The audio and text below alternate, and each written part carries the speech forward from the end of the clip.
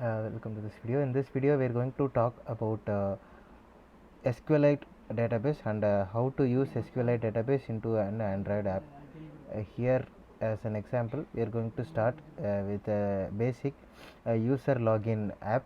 We are going to have a user login if using their email and password, and if they are not already registered for it, we are going to have a sign up button which will lead them here to the user login screen for registration screen. They will register, and then they will again log in using their email and password. When they register, we are going to show them into the actual app, where we will actually here we are going to be displaying all the name, email, phone and password which we have gotten while registration. Now the logic is simple. We are going to have something called as an SQLite helper class. So this SQLite helper class extends the SQLite open helper class available inside the Android Studio. It is default. It is available by default. Now using this database class, we can create a databases and use it. So while extending this one, we are going to have to override two classes, which is on create and on upgrade. So this is like compulsory, so that's why we have this on create and on upgrade. Now on create, we will be creating a table based on our needs. So we will be needing like name, email, phone and password, and every table will have a ID column. So totally like 5 columns are needed, and the table name is supposed to be users here, and the database name I have created as college. Now I am also creating a constructor for this class. While creating an object, I will be passing the context from which I am accessing the database. So which it will be passed to the super class, which is SQLite open helper, with the context, the database name, and we are actually the factory is actually null here. We are going to be using the default factory and the version number of the database. Here this is the database structure we have created. While creating, we have created the table name, the ID and all these things. You can refer the entire code in the link given in the description below. And I also have a on upgrade function. When there is a change, it will see whether the table exists. If the table exists, it drops it, and it will create the new version for the updated database.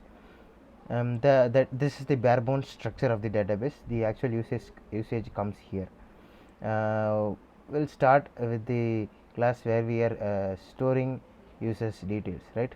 Okay, now in the register activity, we'll be getting all the data right here, right? User will be entering everything, and on click of this register button, we are going to be getting all the data, and we will be getting it on the holder variables right here. And after getting all these things, we'll be using the SQLite helper object which we have created. We get a writable database, and using we'll run a query saying that we are going to be inserting all these variables inside, and while registering, we'll also get the cursor object. Using this cursor object, we will just traverse through the table. Now if the email is already found, you are going to be getting a result like this email is already found, so you can't use the same thing. Then if it is not there, we will just put everything inside and register it. And after registering, we are going to be using this insert data into the SQLite function right here, and this is also right here, like yeah, I have defined it right here. If the edit text is or not empty and everything is perfect, we are going to run this insert into query, and then there will be passing all these values, and then we will execute the query, and we will close the database connection, and we will finish it. While finishing it, we will exit out of the register activity, and the activity before it would be normally main activity. So I will get into here, and here we will again go and try and log in there.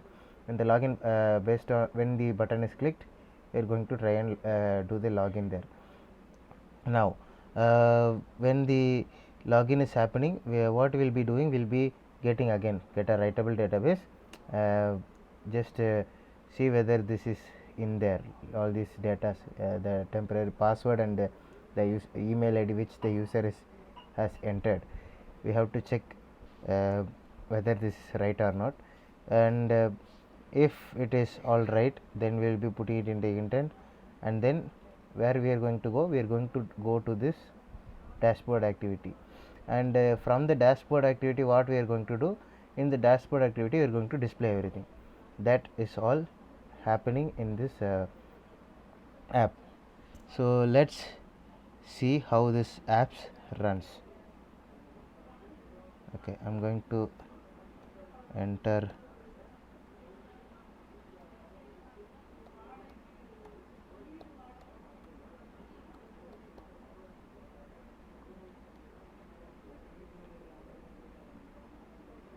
so it is not there, it's saying it's wrong. So what I'm going to do, I'm going to sign up. I'm going to write a name called John, and I'm going to write an email right there.